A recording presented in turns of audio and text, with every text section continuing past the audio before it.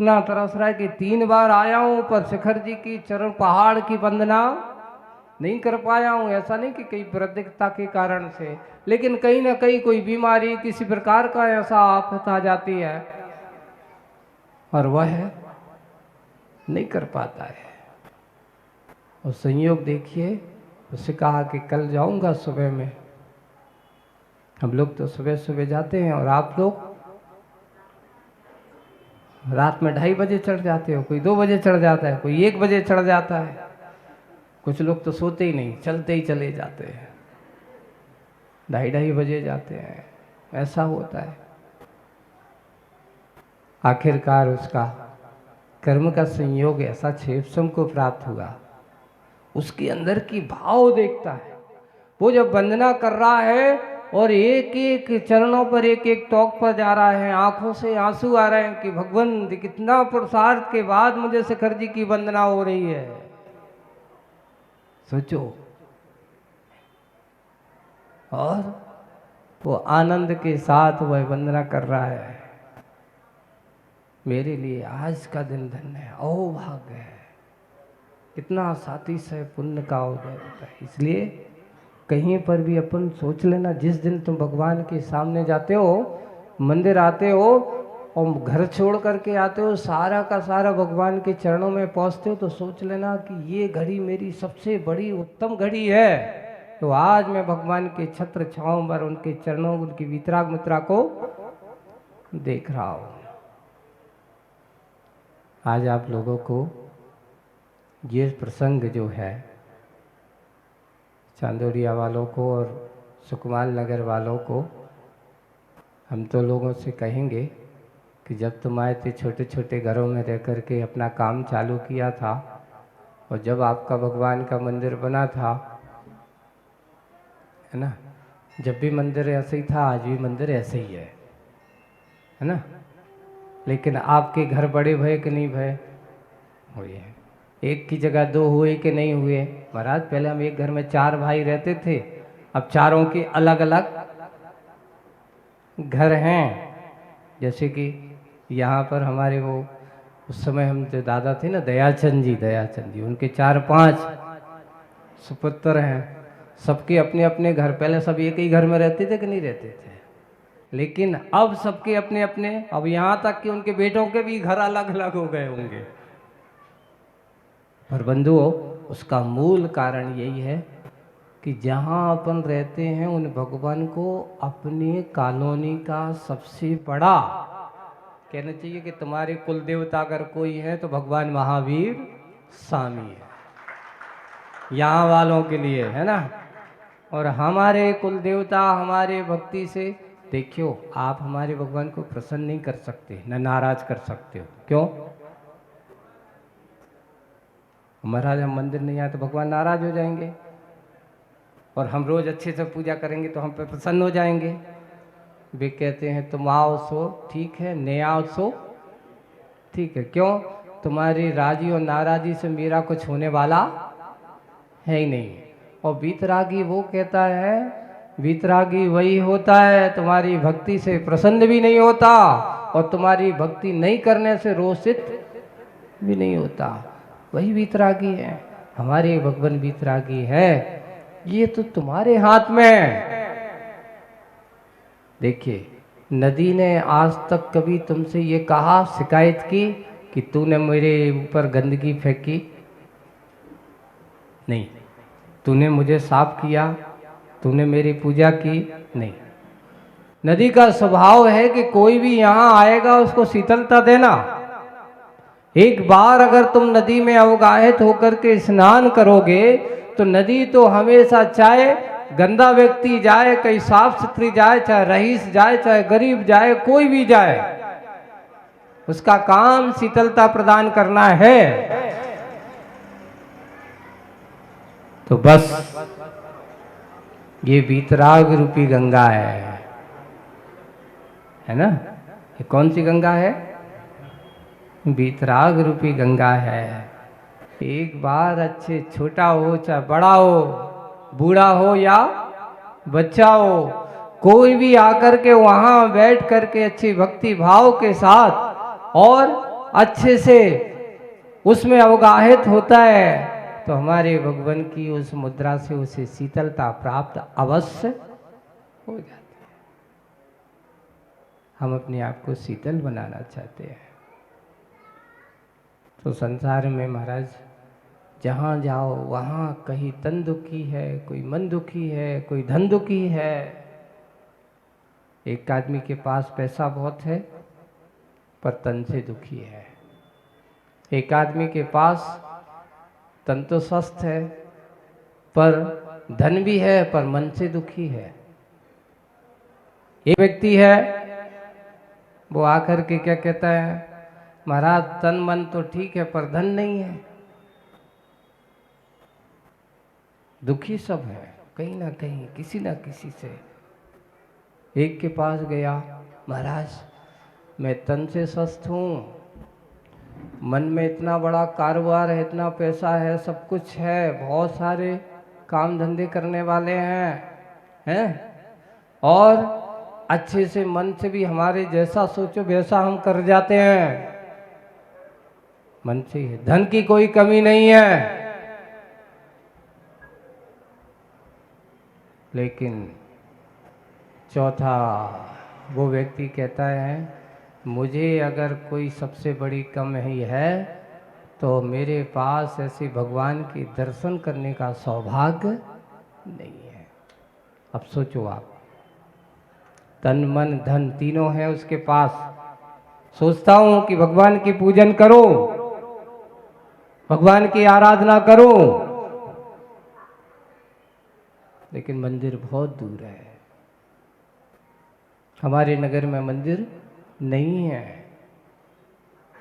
आप लोग तो देखिए बंधुओं, तन दुखी उतना ज़्यादा नहीं है, अगर भगवान के मन में जाओ, मन से जाओ तो बड़ी से बड़ी बीमारियां अपने आप दूर हो जाती हैं। आप लोगों को उदाहरण के रूप में कई उदाहरण ऐसे मिले हुए कि जिनके शरीर में अनेक प्रकार के रोग हो गए और जाकर के वादिराज मुनिराज जैसे, है ना, और उन मुनिराज को इतनी भीषण महाभयंकर कुष्ठ रोग की जैसी बीमारी हो गई, लेकिन उन्होंने कहा नहीं, मुझे भगवान किसी कुछ नहीं, भक्ति का प्रभाव इतना था कि वे चाहते तो सब पहले कर सकते थे, लेकिन नहीं। तन का रोग उतना बड़ा नहीं है जितना कर्म का रोग बहुत बड़ा है, उनको दूर करने के लिए वे मुनि बन जाते हैं। आखिर जब बात भगवान की आती है, भगवान की भक्ति की आती है, तो उन्होंने कहा ये मत सोचो कि मैं भगवान की भक्ति करता हूँ तो मेरी भक्ति में इतना शक्ति नहीं है। अगर आप वास्तविक रूप से सही श्रद्धान करते हो, श्रद्धान अपने मन में रखते हो, तो अपने भगवान पर भरोसा रखना, बड़े से बड़ी बीमारियां अपने आप दूर हो जाती हैं, कहने की जरूरत नहीं पड़ती, अपने आप हो जाती है। और वे वादिराज मुनि महाराज का जब उनके सामने ऐसा कहा गया, मुनि धर्म के ऊपर आंच आ गई। उस समय राज्य शासन चलता था और राज्य शासनों में उन मुनिराज को देखा, वादिराज मुनिराज विहार करते हुए जा रहे हैं, तभी एक व्यक्ति ने घनास्पद ऐसा शरीर देख करके उनके शरीर को देखा और उसने कह दिया कि जितने भी जैन मुनि होते वे सब ऐसे ही बीमार होते हैं, कुष्ठ रोगी होते हैं। तब उन मुनि महाराज ने सोचा अब तो जिन धर्म और मुनियों की रक्षा का दिन सबल की बात है, अगर मैंने आज इनको नहीं बताया कि सब मुनि महाराज ऐसे नहीं होते, तो आने जाने वाले हमारे श्रवण परंपरा पर बहुत क्या हो जाएगा, संकट आ जाएगा। और उन्होंने आदिनाथ भगवान की स्तुति की। सुबह जाकर के एक श्रावक ने आकर के कहा, महाराज देखिए, श्रावक जब राज्य में ऐसी चर्चा चली, वो राज्य दरबार में बैठा है उसने जाकर के पुरजोर विरोध कर दिया कि नहीं, सभी मुनि महाराज ऐसे नहीं होते, किसी का कर्म का उदय होगा, किसी एक के साथ ऐसा हुआ है तो सबके साथ ऐसा हो, ऐसा कोई जरूरी नहीं है। लेकिन दरबार में लोगों के सामने ऐसा रखा जाता है। अगर ऐसा है, सब मुनि महाराज ऐसे नहीं होते हैं, और महाराज भी ऐसे तपस्वी होते हैं, वे चाहें तो अपनी तपस्या के बल से ऐसे रोग कभी भी दूर कर सकते हैं। लेकिन हमारे मुनि महाराज कभी इस प्रकार के कार्य नहीं करते। ये भी भौतिकवादी नहीं है। और वादिराज मुनि महाराज के सामने जब ऐसा कहा, श्रावक ने जाकर के राजसभा में कह दिया, और मुनिराज के पास शाम को जाकर के कहता है, महाराज बड़ा संकट है, अगर आज अपने संकट की घड़ी में ऐसा नहीं किया गया तो फिर कल बहुत बड़ी परीक्षा का समय है, अब आप जानिए। और उन्होंने कहा, चिंता मत करो, जाओ तुम अपना काम करो, कल राजन आएंगे, दरबार में आएंगे और तब देखा जाएगा।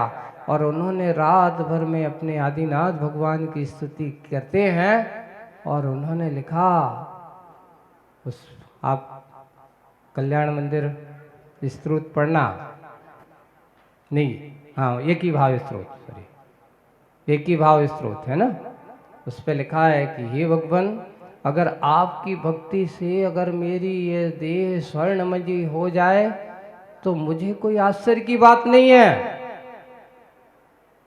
ये भी कोई आश्चर्य की बात नहीं है। एक ही भाव स्तोत्र पढ़ करके देखना, उन वादिराज मुनि महाराज की कथा पूरी की पूरी, और उन्होंने आदिनाथ भगवान की स्तुति करते, 24-25 छंद है उसमें, और करते हुए, रचना करते हुए भक्ति की, सुबह देखते उनका शरीर बिल्कुल स्वर्ण जैसा चमक रहा है। कैसा चमक रहा है? शरीर जो कुष्ठ रोग से ग्रसित था, वो कुष्ठ रोग से ग्रसित शरीर पूरा स्वर्ण जैसा चमक रहा है। लेकिन थोड़ा सा सैंपल बचा के रखा एक छोटी सी उंगली में, कि भाई देखिए, श्रावक ने कह दिया है कि मुनि राजों के पास इतनी भक्ति और इतनी शक्ति तपस्या होती है, वे चाहें तो अपना शरीर को, लेकिन हमारे महाराज कभी अपने शरीर को सुंदर बनाने के लिए नहीं होते, उनकी तपस्या बाहरी भोगों के लिए नहीं हुआ करती, उनकी तपस्या बाहरी भोगा आकांक्षा के लिए नहीं हुआ करती। ये सब शरीर कर्म के उदय से हुआ है, पर चाहे तो भक्ति के प्रभाव से ऐसा हो सकते हैं। अब आप लोगों के मन में तरह तरह की शंका हो सकती है, महाराज जब ऐसे महाराज होते थे, है ना, तो यहाँ अपने श्रावक इतने सारे जो बीमार हैं, उन महाराज लोग उनकी ऊपर कृपा कर दे, उनकी बीमारी दूर कर दे, तो कितनी अच्छी दया भाव हो जाएगा। बंदियों ध्यान रखना, हमारा कर्म का उदय, हमारे मुनिराज तो विश्व कामना की काम करते हैं, सभी किसी को सुखी रहे, सब जीव जगत के, कोई कभी ना घबरावे वाली बात है, भी तो कामना करते ही हैं। लेकिन तुम्हारा भी तो अपना कर्म का उदय है कि नहीं? सामने वाले का भी कर्म का उदय होता है। अगर तुम्हारे पाप कर्म का उदय रहे हो तो क्या कोई भी मुनिराज, कोई भी रिद्धिधारी, कोई भी केवल ज्ञानी भी तुम्हारा काम नहीं कर सकती। इसलिए अपना कर्म का उदय भी होना चाहिए। संयोग होता है, निमित्त होता है। और मुनिराज को सुबह जाकर के पूरे राज परिषद के साथ राजा ने देखा, स्वर्णमयी देही है, तुम तो कहते थे कि ऐसे होते हैं। और जिसने इस बात को कहा था कि ऐसे घृणित शरीर वाले होते हैं, ऐसे उन मुनिराजों के बारे में उनके लिए राजा गुस्सा भरी दृष्टि से देखते। तूने ऐसा राजसभा में कहा, मुनिराजों के लिए अपमान किया, तुम्हारे लिए जैसे ये कहा जाए दंड दिया जाता है, मारने की बात आई तो मुनिराज कहते महाराज रुकिए, दंड मत दीजिए, मेरा कर्म का उदय है। इनका कहना भी कथनचित सही है, लेकिन आपको देखना चाहता हूं कि अभी मेरे पास देखो ये अंगुली में है, मुझे था, पर बात श्रमणों की ऊपर की थी, बात जिन धर्म की थी, बात जिन भक्ति की थी। इसलिए भगवान की भक्ति से भगवान के स्मरण से हमारा क्या नहीं हो सकता, बड़े से बड़ी बीमारियां दूर हो सकती हैं। आचार्य जी ने मुख माटी में एक बहुत अच्छी पंक्तियां लिखी है, जब दवा काम नहीं करती तब दुआ काम करती है। जब दवा काम नहीं करती है तब दुआ काम करती है, जब दुआ काम नहीं करती है तो स्वयं भुवा काम करती है। स्वयं भुवा अर्थात अपनी आत्मिक चेतना, आत्मिक विचार शक्ति, इसको बोलते स्वयं भुवा। इसलिए कभी भी किसी ऊपर नहीं, अपने अंदर के अपने चिंतन को, अपने अंदर की आत्मशक्ति को बहुत अच्छे से बनाने की कोशिश करिए। इसलिए भगवान की भक्ति को और भगवान के इस प्रकार के रूप को देख करके हमें आनंदित होना चाहिए। आज अपन ये तीर्थंकर आराधना महोत्सव के इस पावन प्रसंग पर श्रेयांसनाथ भगवान की आराधना यहाँ पर की गई है। तो ऐसे ही हम श्रेयांसनाथ भगवान की आराधना के साथ यही भावना बातें हैं कि भगवान आपने जैसे अपने जीवन को धन्य किया है, मेरा भी वो दिन आएगा। मैं भी यही विचार कर रहा हूँ कि मुझे भी आप जैसी श्रेष्ठता प्राप्त होगी। मेरा भी ये निश्चित है, आपकी भक्ति अगर मेरे मन में रहेगी तो ये भक्ति मुझे एक ना एक दिन अनंत संसार से छुटकारा प्राप्त कराना दूर करके देगी और मुझे भी कुछ भाव में ही आप जैसे मुक्ति की प्राप्ति होगी। ऐसी भावना हमारे मन में होते रहना चाहिए। सबके मन में ऐसी भावना हो। इसी मंगल प्रचार धाराओं को हम सब आराधना आदि का ये कार्य करते रहें। आने वाला समय अपना धीरे धीरे ऐसे ही तीर्थंकर भगवंतों की महिमा का, उनके गुणगान करने का समय भी आने वाला है। अब चांदोड़िया वाले तो पहले तो यही कहा जा रहा था, चांदोड़िया और निर्णय नगर में कोई अंतर 1 किलोमीटर पड़ता है, ज़्यादा दूर थोड़ी है। अगर हम सुबह पैदल चले इतने तो सुबह पैदल करके ही, तो अभी लोग कह रहे हैं कि सब यहीं से होगा। भैया हम जहाँ रहेंगे वहाँ से होगा। निर्णय नगर वाले और चांदोड़िया वाले कहीं दूर नहीं है ना। बस अच्छा मन मानस बनाओ, अपने आप को सेवा के भाव जगाओ और सेवा के भाव जगाएंगे। आगे क्या होगा, किसको मिलेगा, अभी तो 10 तारीख तक महावीर जयंती का कार्यक्रम कर लें, है ना। 10 तारीख के बाद पर क्या होगा, समय आपको अपने आप मिलता रहेगा। इसी भावना से कि अच्छे से हम सब ऐसे आराधना के कार्य करते रहें और अपना जीवन धन्य करें। अपने आत्म संपत्ति को देखने की कोशिश करें। बाहर की संपत्ति आपको विपत्तियां दे सकती है, पर आत्मा की संपत्ति आपकी बाहरी विपत्ति को दूर कर सकती है। इसको करने का प्रयास करें। इसी भावना से बोलिए परम पूज्य आचार्य गुरुवर श्री विद्यासागर जी महाराज की।